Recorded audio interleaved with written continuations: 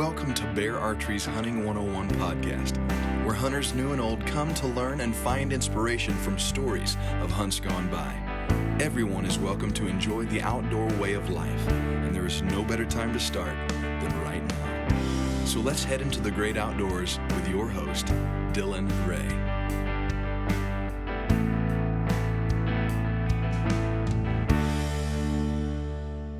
All right, guys, welcome to Bear Archery's Hunting 101 podcast. As always, presented by our good friends over at ScentLock. ScentLock, what sets ScentLock apart is their carbon technology for maximum odor absorption. I would highly recommend you to go check out ScentLock. They are absolutely incredible. I've got a good friend on the line, a buddy of mine, a familiar voice. I've got Mr. Chris Perino. Chris, how are you, man? Oh, doing good. I appreciate you taking the time, and hope everything's going well and you're getting all the Santa Claus stuff done for your kids. Well, it's not going well, Chris, because it is, when this episode releases, it's December 22nd, and it's supposed to be 55 degrees today. How in the heck are you supposed to late season hunt when it's 55 degrees? Well, if I could answer that question, I'd probably win the lottery, but I think everybody's been dealing with the same thing. I know I have here. It's been, it seems like the rut comes and there's always a little bit of a lull in December for me. And I always look forward to some snow and just some foul weather, because it seems to concentrate them more on, it takes away a lot of food sources and puts them on the food sources that are there. So, that's kind of the way I hunt deer here for sure, late season. But yeah, when it's 50, 70 degrees, it kind of leaves a lot of, it doesn't quite concentrate them on the food sources like you'd like. So I could definitely feel your pain there. Yeah, I haven't been able to quite nail them down at all. I mean, it's like, just like we don't know what to do, they don't know what to do either. Their body is telling them, and their mind and body is telling them, hey, listen, you just had a hard rut. You need to start replenishing. So hit the food sources. But the weather is telling them it's complete different.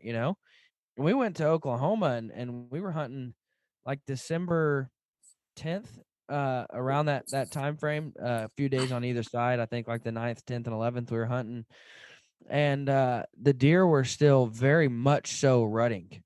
And I'm not talking like just a little bit of pushing and a little bit of dog. I mean, they were full on chasing does. And you see what I think, and this is just my simple mind, my simple way of thinking, is I think that weather never really dropping to winter weather. I think it kind of just kept those does hanging in there a little longer. You know what I mean?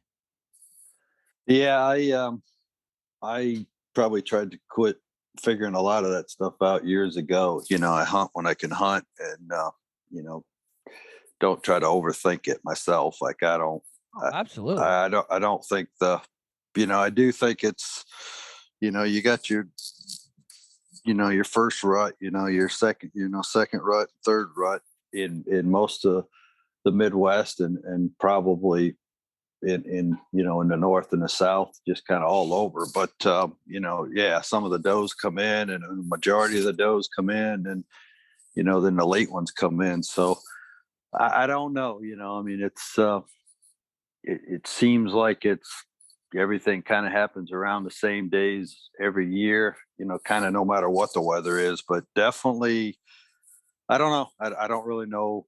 I can't say I know what the weather plays in that scenario. I know that, I just do what's always worked for me in the past, and that's kind of what I stick with.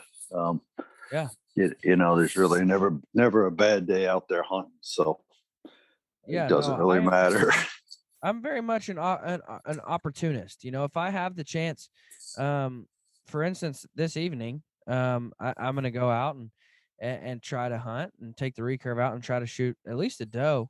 But I'm very much an opportunist. If I mean, I do look for certain days where the weather is great and the stars are lining up, and you've got a drop in temperature, a rise in pressure, and you're like, oh snap, I need to be in the woods.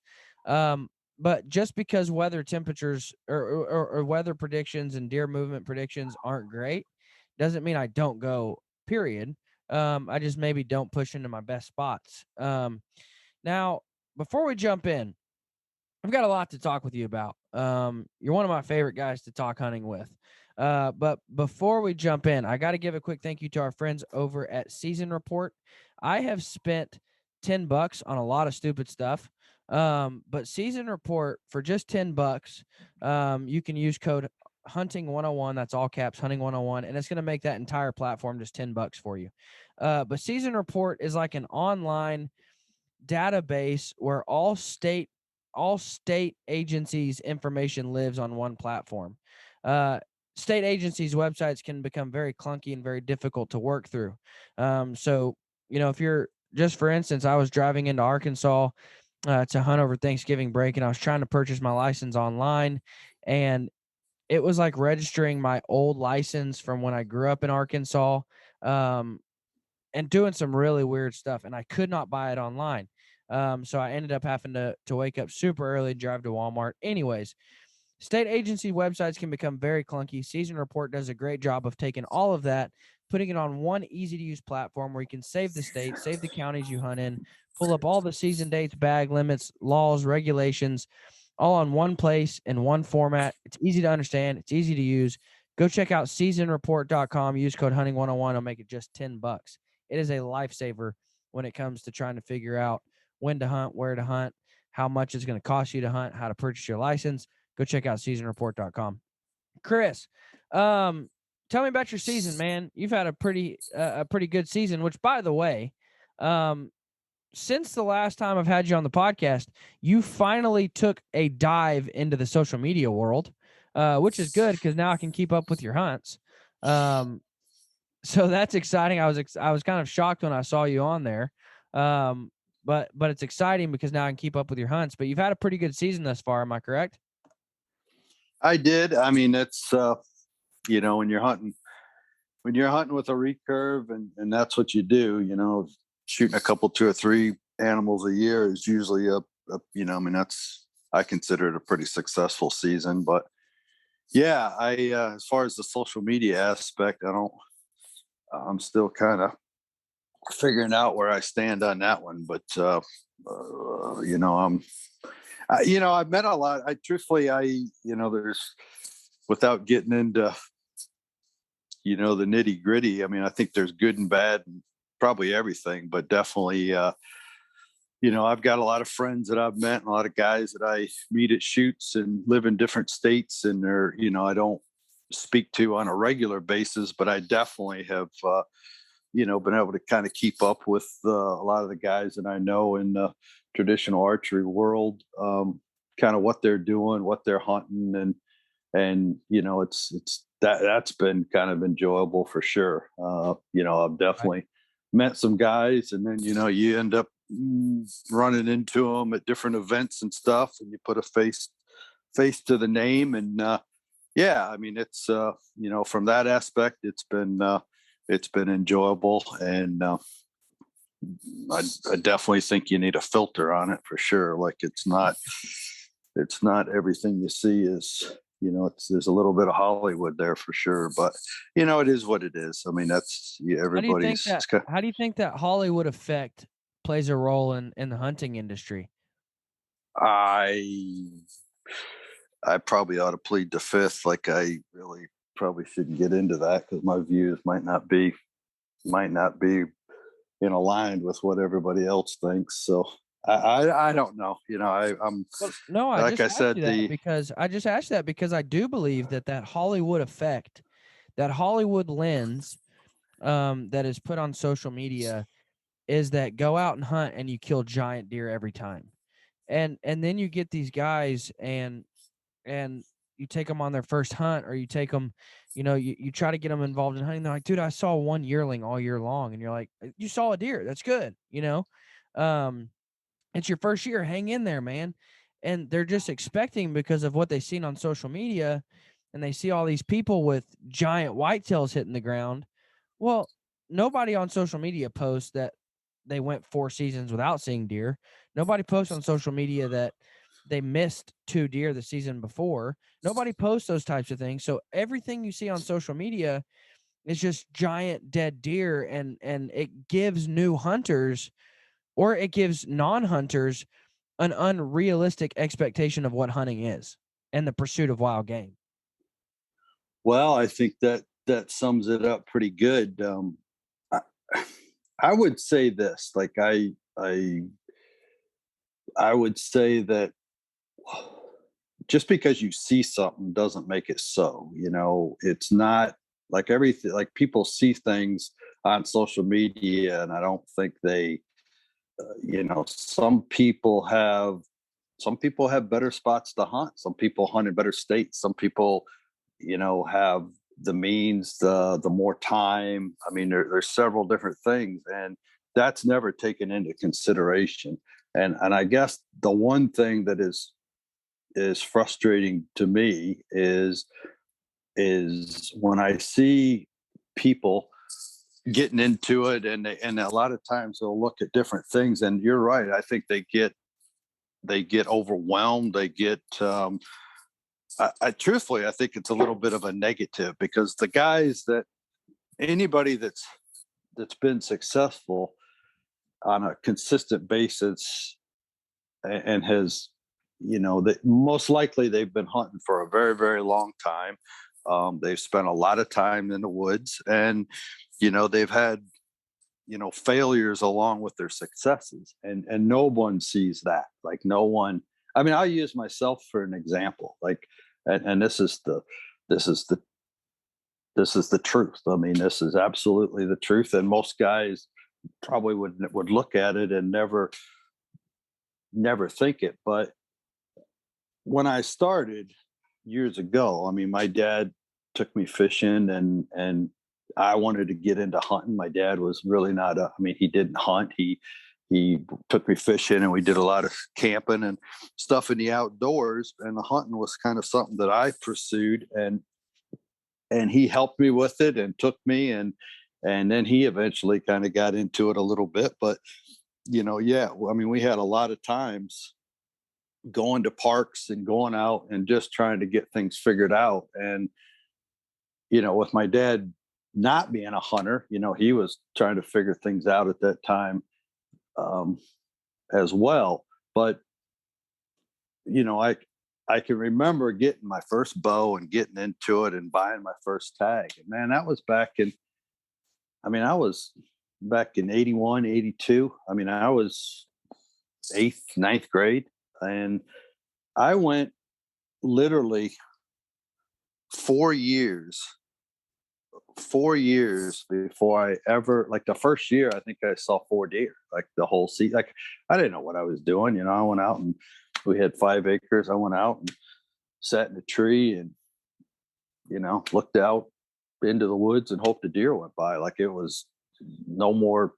I had no clue what I was doing. Like, I was sitting in a tree waiting for the deer to come by. I'd go out there, 6, I'd be done at 7:30, and just didn't, it was like starting that process. And I really had no one to go to and ask, what do I do? How do I do this? But, the first 4 years were total learning experiences. I think I saw 4 deer in my first year. The second year, I think I saw, a few more than that. But, we ended up starting to go to state parks and different places. And, and each year kind of got better and better. And each year I was hunting a little more and a little more, as I got older, to where I could drive, I was able to, go myself and do stuff. And I liked it. I mean, I was really into it. I spent as much time as I could outside of school and that, trying to go hunting. But, the first 4 years were pretty dry. Like, they were pretty, like, I never shot at a deer. I never killed a deer. I didn't. I wanted to. I mean, anything would go. I mean, doe, buck, button buck. It didn't make any difference. If it was a legal deer, I wanted to shoot it. Like, I had never shot anything, and really wanted to. But so I hunted 4 years. I think on my 5th year, the 5th year hunting, I ended up shooting a doe, and and unfortunately it got away from me. I didn't end up recovering it. So then on the 6th year, I shot a doe, and so I killed my first deer 6 years into it. Like I see people and talk to guys that are getting into it, and there's no way people would go that many hunting seasons without collecting. I mean, they'd be totally, I don't know, dejected, or just they'd be, I think, so defeated with the whole hunting process. And at the time, I really didn't know any better. Like I didn't, it's like, okay, well, I got to figure this out. This is hard. That was hunting. And That's what it was. Yeah. Yeah, I mean, I didn't really, and then each year, I kind of got, after several years, there were some guys that kind of took me under their wing, and they took me, and it's they were kind of successful. So, it was kind of a stepping stone for me. And basically the first 4 years, I didn't shoot anything. So I didn't kill a deer until like the 5th year in. And it was probably not till my 8th, 9th year. And by that time I was, I was up through high school. I think I killed 2 deer in high school. I killed a doe and a little 6-point buck. And I can tell you too, that the first buck I killed was a 6-pointer. It was, I don't know what it measured. It was not big. It was a 1.5-year old buck. And I was as happy as anything collecting that deer. So when I see people that get into it, or they, start hunting, whether it's a kid, whether it's an adult, whatever it is, whoever it is, like once you get into it and you do collect something, I feel like that you have every right in the world and should be very, very proud of that animal. Like, you went out, you did something that was very, very hard. You succeeded with it. It does not make any difference to, like, I really have a pet peeve about, guys see guys on social media with 160, 80-inch deer, 200-inch deer, but if you look at the stories behind it, it's usually not what the average person can do. And that's what's frustrating to me. So a lot of times the guy that shot the 6-pointer or the 8-pointer on his grandpa's farm, or has got 20 acres to hunt, or hunted, killed a doe, 2 or 3 into it. That's really, quite honestly, some of that's harder than some of these really, really big deer that are being taken on, heavily managed ranches. And now we got game cameras, and we got all this technology that man, I mean, it's takes a little bit of the hunting away from it for me. And again, that's just my opinion. I'm not against game cameras. I'm not against some of that, but you have to put it in perspective. And the perspective is that hunting, no matter what method it is, when you're first getting into it, is hard. And the more you regress back to, if you start setting limits on your weapons, you go from a rifle to a shotgun to a crossbow to I mean, I don't know how you want to teardrop them down, but the harder it is, if your effective range is 20, 25 yards, well, you're definitely putting the odds in the animal's favor. But again, I enjoy elk meat, deer meat. I definitely keep and will eat anything that I harvest. It's not my family starves if I don't get a deer. So my view of hunting is I enjoy the process. It's like playing a chess match or something. Do I win all the time? Absolutely not. Like I most recently pulled up, I have kept all my tags for years and years. Like I always keep my tags. I keep, whether I punch a tag or don't punch a tag, I never threw them away. I just always kept them. And over the years, that box has grown to, it's pretty big. Like it's a stack of papers. And so I went through it the other day and just kind of separated the ones that were totally unused. And I'm like, there's a lot of there's a lot of time, effort, and money put into all these tags over the years that I never did punch. But just because they weren't a punch tag doesn't mean doesn't mean I didn't either learn something on the hunt or enjoy doing it. And Absolutely. And there has to be that mindset change. And that's what I appreciate about you, Chris, is you watch social media and what you see is not always what you get. In fact, most oftentimes it's not what you get. And there's a reason for that. And it's that buck shaming and that, oh my gosh, you didn't kill a giant shaming. And I try to, as much as I can, be as transparent as possible on my social media, because my goal is to hopefully teach and inspire a new hunter, not to make myself look like a good bad to the bone hunter. And I put out a video not too terribly long ago, of the first hunt that I went on with a recurve, and I stalked up 24 yards from this little bitty 40-pound pig. And the camera is over my shoulder with a recurve. You see the arrow and you see the pig move just enough, and I missed just enough, and I hit that pig in the hindquarters. And dude, it blew me away how many negative comments I got. And not even just negative comments of like, oh, you missed, you suck, but like negative comments of like, you should never hunt again, you filthy animal. You can't even hit a pig at 24 yards. And I was just like, no wonder there's such a hang up on the entry to hunting. No wonder there's such that barrier of entry, where people get hung up on, this is too intimidating, this is too hard, this is too much. Well, it's because the rest of the hunting industry puts you down the first time you mess up. And that's what I've always appreciated about you. What you see with Chris Perino is what you get.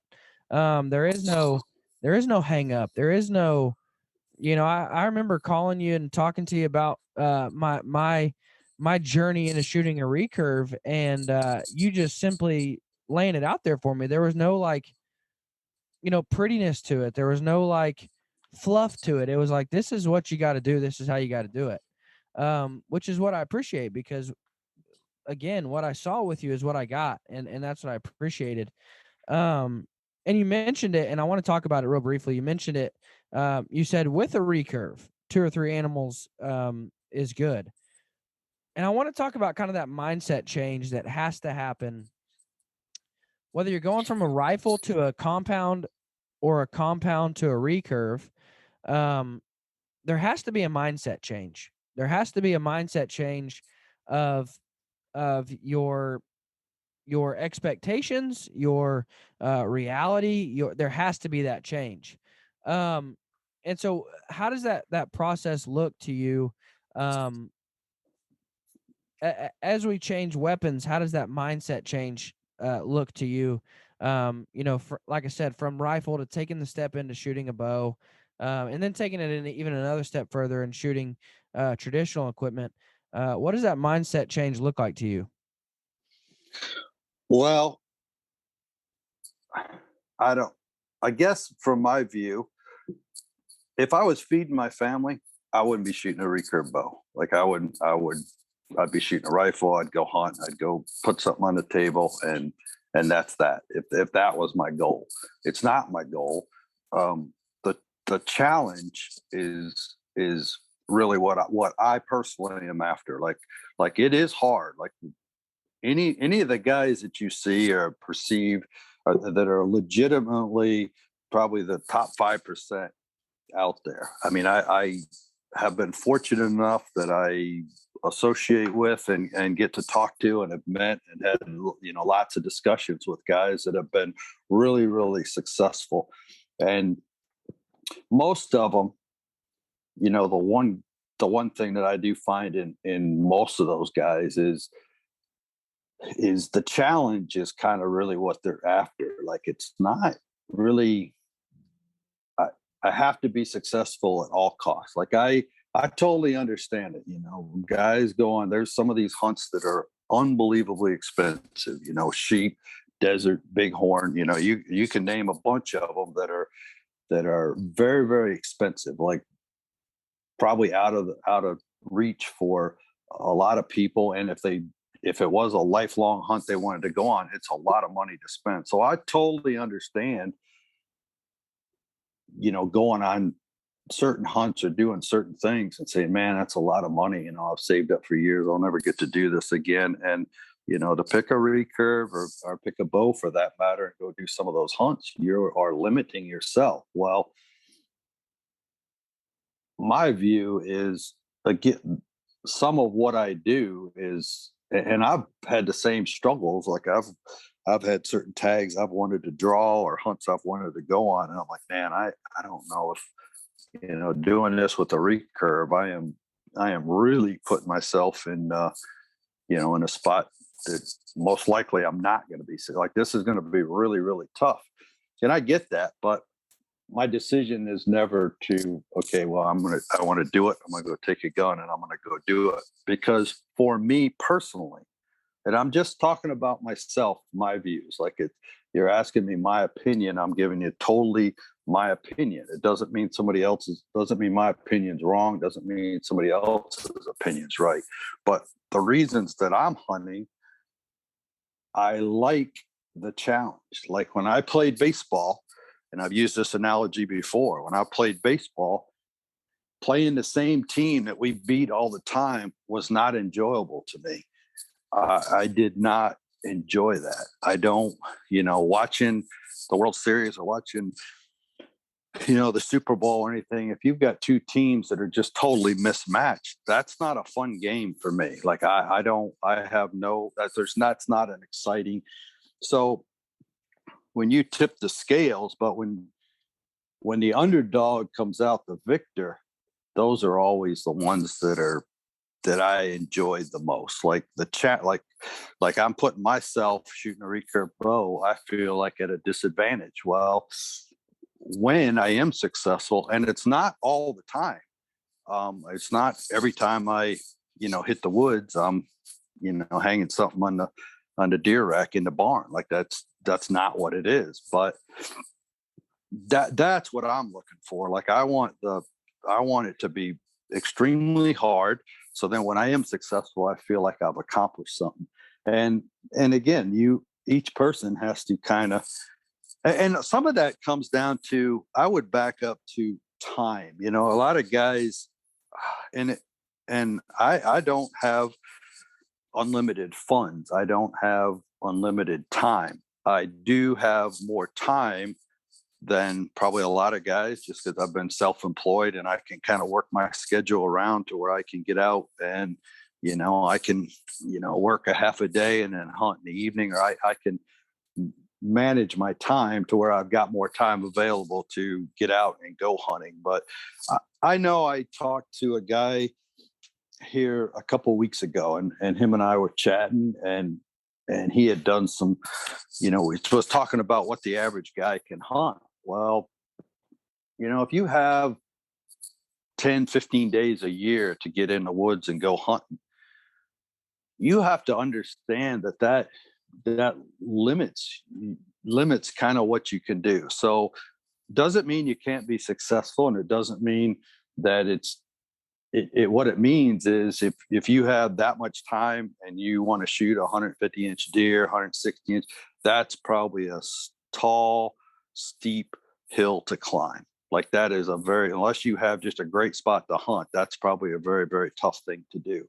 But in my case, and in a lot of the guys, again, that I know that I think are the top 5% of guys that are successful, that hunt a lot and are successful, they spend an unbelievable amount of time doing it. Like it's just a fact. Like they spend a lot of time doing it. They're not successful all the time, but that's their hobby and that's what they do. So for me, each person has to assess what they can put into it, and then be realistic as to what you expect to get out of it. But again, the guy that has 10, 15 days to go deer hunting or go take off and do it, man, go do it and set your expectations, set your goals to where they're reachable. I mean, when I see people that have shot their first doe, or they went out and collected their first animal with a recurve, I'm happy for them. Like I like to see it. Because I know I've been there. Like they might look at stuff that I've shot and it's maybe overwhelming to them, or they think, oh man, I'll never get there. Well, that's not, again, I back it up to my beginning. I went 5 years before I killed a deer. I remember what it was like to kill a doe. I remember what it was like to kill a small buck. And I remember how happy I was when I did it. And the guys that are just diving into it this is totally an attainable goal. I mean, it's, when you pick up the recurve, obviously you want to become the best shot you can become. Now, how you choose to do that, again, I try to stay away from I shoot split finger. I shoot totally instinctive. I am a 25, 20 and under guy. I don't take every shot at 20 yards. And I think that's another thing that people don't realize. Like, if I get the opportunity to shoot an animal, if in my mind, or I feel like that it's not a shot that I'm going to make effectively and be successful, then I don't take that shot. But my reasoning is a little different. If I don't take the shot today, I know I'm going to be out there tomorrow, the next day, or I'm probably going to get the shot that I want. So, I mean, when you're shooting at a foam target and you get a 5, well, a 5 is usually hit the foam and you get a 5. Well, if you shoot a deer target in the guts, that's a dead animal. I mean, it's not a 5, it's a dead animal. So for me, when you're in the woods and you're shooting live animals, there's a lot more on the line. And as a hunter, you have to make those judgment calls on, can I make this shot? Should I make this shot? Is this a good ethical shot? But that's a personal decision. It's not, I can't tell you whether you should shoot at 20, 24, 18. I mean, that's your decision to make. I can tell you that you have to be able to, if something is not right, either the angle of the animal, how the animal's acting, there's a bunch of different things that come in. It's not just, I can shoot a deer target at 25 yards and I never miss. The targets never move. I mean, where I hunt here in Illinois, I can tell you that if you're shooting at a doe in October at 20 yards, grazing, across the cornfield or down the edge of the field, that doe is a totally different animal come December 10th, after it's been hunted for 2 months and been through a couple of gun seasons and seen, like they will stand out there in the field and, a squirrel drops an acorn or a branch falls or something, and you can just see it in the animal that it's on edge. Well, is shooting at that animal at 25, 30 yards, you can be the best shot in the world and things can go wrong. You can make a bad shot. So again, knowing that, I mean, I think there's a lot of judgment calls, and that's a personal decision that, a hunter's got to make. And it's not just, I mean, you have to make the same call whether you're shooting a rifle or compound or crossbow or whatever it is. I mean, there's just certain shots that probably should not be taken. Like you're going to have more of a chance to wound the animal. I don't think it's fair, personally, that, if I got shot 10 deer on my farm and I went and told the neighbors, and then I shot a deer, killed it, and tagged it, I can guarantee you the neighbors would not think that those other 10 that I gut shot and didn't recover were still running around so that they could hunt them. So that's probably,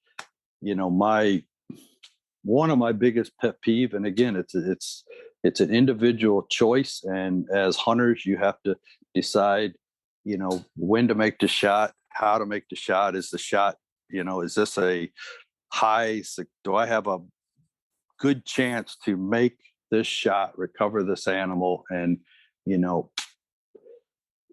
collect it ethically? But I'm not the ethics police. I'm not, there's the deer are a limited supply, really. Like, I mean, if we all went out there and wounded 10 deer before we tagged one, well, those deer don't make it just because we gut shoot them, or you make a bad shot on them. There's a lot of deer that, just because you don't recover the animal doesn't mean it's not dead, or it's not going to make it.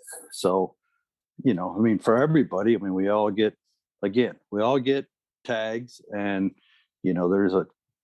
with getting a tag, there's definitely a responsibility as a hunter to try to be as effective and make the best judgment calls so that we can, eliminate the unnecessary wounding of animals. And again, knowing all that, was that too much of a tangent there, or did I No. go off the That's rails? perfect, man.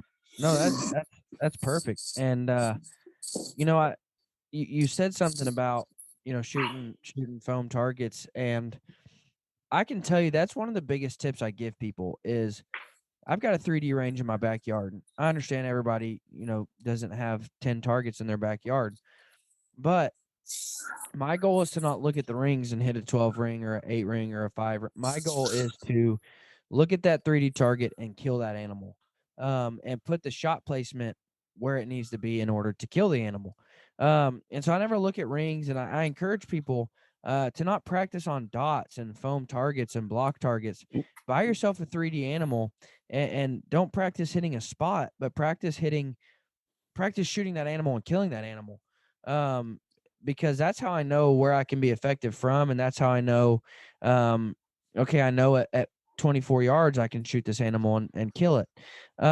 Before we move on, I got to give a quick thank you to our friends over at John V. Mesh Memorial Scholarship. John Mesh was a firefighter in the Kansas City area. He died in the line of duty. He had a strong passion for the outdoors and hunting, and he had a strong passion for getting his own kids and other kids involved in hunting. So after dying in the line of duty, his brother, who has become a good friend of mine, Mr. Jim Mesh, he started a memorial and a legacy to help that passion that John had for getting kids involved in hunting carry on, which is the John V. Mesh Memorial Scholarship Fund. Go check them out at johnvmesh.org. Their goal is to run events to raise money dedicated to opportunities for children and scholarships for those interested in a profession within conservation. So go check out John V. Mesh, because it's something worth standing for. Getting people involved in hunting, but also remembering the legacy that a guy left behind that died in the line of duty, and also furthering the learning opportunities for those looking to have a profession in conservation. Go check them out, johnvmesh.org. Chris, you I don't know the term to use here, but you're like the developer, I guess that's the word, of the Grayling quiver from Selway Archery. Just released some new quivers, or some new colors in that Grayling quiver. I'm a huge fan of the Grayling quiver. I'm a huge fan of Selway Archery. I'm a huge fan of Bear Archery, and the Grayling quiver smashes those together and gives me a bad to the bone quiver with that old school Bear Archery look to it. And you just developed some new colors. Walk me through that Grayling quiver and the new colors you got. Well, we've been working on a bunch of different things for sure, but we originally came out, or I originally started out. I built a mold and got on a licensing agreement with Bear, and I've been working with them on trying to bring back again. Bear for years and years had an old wire spring arm quiver, you'd call it, kind of a wire frame quiver. And I've said this in the past. I've used Selway quivers since early 90s. I think I bought my first one maybe in 91. So I had used them for years and years and years. Love the components, love the limb attachment models. They got several, originally they started out with a slide on, and over the years they've come out with strap on, quick disconnect. Like there's, you name it, I think they've got it. But I with that, I always kind of had I always liked the old Bear quivers. I just, they were a little bit noisy. They didn't quite for my needs hunting, trying to be as quiet and kind of having something that worked in the woods for me was the wireframe quiver was a little noisy and just didn't quite hold the arrows where I wanted them. But so I had ended up talking with Bear, and yeah, I basically took the old hood that they had on that spring arm quiver, and I built a mold and tried to match it up as close as I could to the original ones, because that's what I liked. We have added some things. We've added a little bit of, made them just a touch deeper, and the material is I think the original ones were made out of ABS. I can't absolutely verify that, but that's what guys are telling me from the ones we pulled apart. But the material I'm using is extremely tough and durable. And so, yeah, I had the color matched, and we tried to match it up as close to the original ones as they had, and built a mold and kind of got that kicked off here a couple of years ago, and have been selling the original, what you'd call grayling green ones. Last year we came out with a brown hood with the kind of the cream logo. We have been working on doing some black ones. There's a few of them out there. Selway's got a few. I know Bear has brought out this year the Kodiak Mag, the Kodiak Magnum, the Super Kodiak, and the Kodiak Hunter, or the Kodiak Hunter. Is it? What's the new one they just came out with? Yeah, that's right, Kodiak Hunter. Yeah, the Kodiak Hunter, and all of them are Sedua with a black stripe. I think the Kodiak Hunter and the Kodiak Mag got gray glass on them, but the black quivers look super, super cool on those. So yeah, it's of course the Kodiak came out. They changed the 59 Kodiak, and it's now got green glass on it. So the old grayling green. Bear, I think, over the years is always, that green, whether it be in the glass or the wood, has just kind of been I guess Fred Bear liked green, because there was a lot of the Bear stuff was green. So yeah. So yeah, no, we are out with the original green ones and the original grayling green ones, and then we have chocolate, kind of a chocolate brown hood out, and have been working on some black ones. We've been working on, we're kind of in some beginning phases of trying to get the camo put on the hoods and make sure that that's all. So we got a bunch of things going on. We've been working on some brackets and camo dipping some brackets and just a whole lot of different things. Again, I would suggest, if you are interested, anybody's interested, I know Bear is sells the grayling green ones online. You can go to their website, or again, contact Selway Archery. It's a small company up in Michigan, and I know their phone number is on the website. I'd give them a call and talk to Drew, Andy, or Debbie, and there's a bunch of different options, and I think if you speak straight with them, they can set you up on colors, attachments, just kind of get you exactly what you want. So in my honest opinion, best quiver made. Truly the best quiver made. I love the slide on quiver. It acts as a silencer for your bow at the same time as holding your arrows. A fantastic quiver setup. Go check out the Grayling quiver from Selway. Chris, I want to share. I ask all of my guests for a field note, but I want to share a field note that you have given me in the past, and that was take off if you're shooting a recurve. So I just did this for my Kodiak Hunter.